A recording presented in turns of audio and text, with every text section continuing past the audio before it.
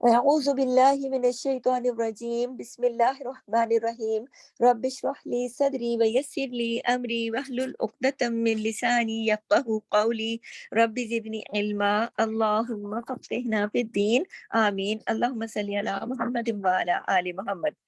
جیسا کہ آپ سب کو معلوم ہے کہ ہم نون ساکن اور تنوین کے قواعد کی کلاسز کر رہے ہیں، تو نون ساکن اور تنوین کے جو قواعد ہیں ان میں 4 قواعد جیسا کہ میں نے آپ کو بتائے تھے۔ نمبر 1 اخفاء حقیقی، نمبر 2 اظہار حلقی، نمبر 3 اقلاب اور نمبر 4 ادغام۔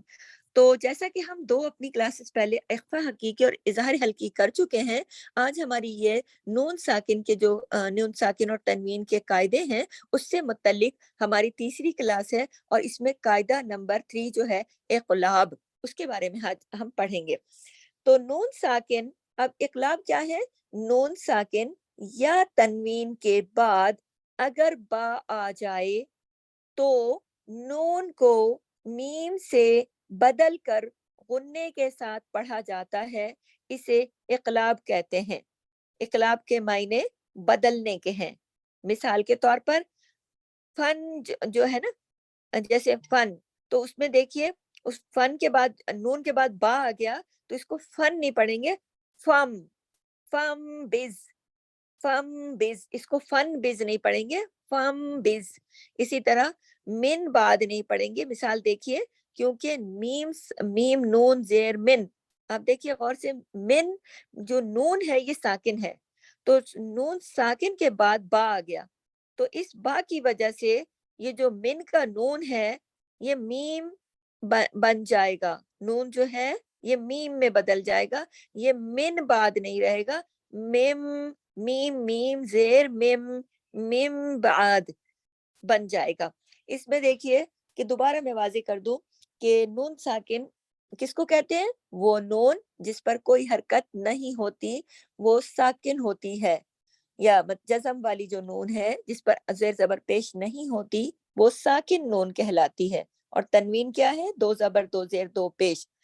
تو بات یہ ہے کہ اگر نون ساکن ہو اور تنوین، ان میں سے کوئی نون ساکن یا تنوین کے بعد اگر اگلا ورڈ جو ہے وہ با سے شروع ہو، کوئی بھی اگلا ورڈ با سے شروع ہو، تو نون جو ہے وہ نون نہیں رہے گا، میم میں بدل جائے گا، اسی کو اقلاب کہتے ہیں۔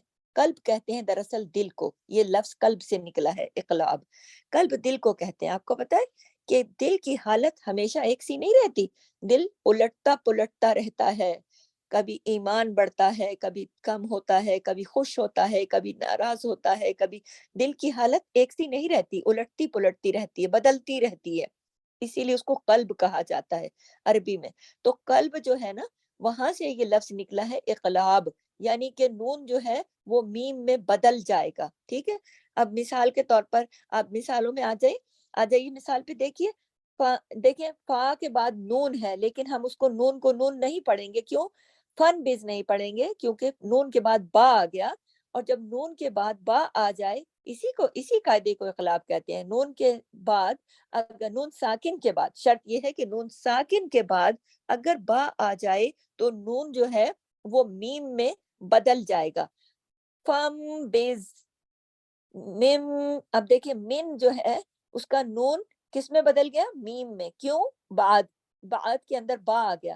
دوسرا جو نون ساکن کے بعد جو ورڈ ہے، دیکھیں غور سے آپ، نون ساکن ہے یعنی جزم والا ہے، اس کے بعد با آ گیا، تو ایسی صورت میں نون جو ہے وہ میم میں بدل جائے گا، اور اس کو من بعد نہیں، مم بعدن۔ آگے دیکھیے اس میں بھی یہی ہے کہ تن کو تن نہیں پڑھیں گے، تم، تم، تمبوتو، اس کو تم کیوں پڑھا ہم نے؟ اس کے بعد با آ گیا ہے۔ مم بعدی، مم کیوں پڑھا؟ نون کے بعد با آ گیا، اس وجہ سے من نہیں، مم، مم بعدی، مم بطونی، مم بنی، انباءک، انبورک، یستنبئونک۔ پھر نیچے والی مثالوں پر آئیے، انبتت، من بقلها، من بینی، سم، اب دیکھیں سن ہے لیکن ہم اس کو میم پڑھ رہے ہیں، سم، کیوں؟ اس کے بعد با ہے، سنبلات از ازن کو ازم با کی وجہ سے اس کے فوراً بعد با آ گیا.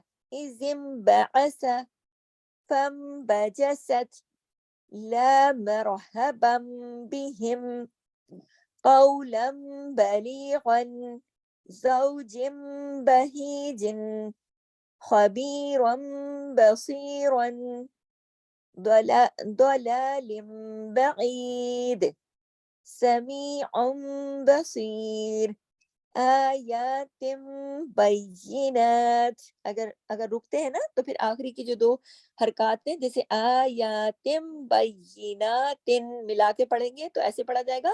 روکیں گے تو آیات بینات قوما بورا.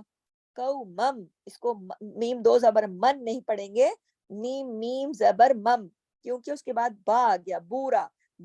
بورا کا با ہونے کی وجہ سے قومم بورا یا قومم بورن امدم بعیدن شدیدم بما شدیدم اس کو شدیدن نہیں پڑھیں گے. دیکھیں تنوین کے بعد با آ گیا نا. اب قاعدہ یہی ہے کہ نون ساکن یا تنوین کے بعد اگر با آ جائے تو نون کی آواز نہیں نکلے گی, میم کی آواز نکلے گی. اسی کا نام اقلاب ہے. شدیدم بما جددم بید علیم بما كانوا حدیث بعدہ سبأ بنبأ محیط بالکافرین.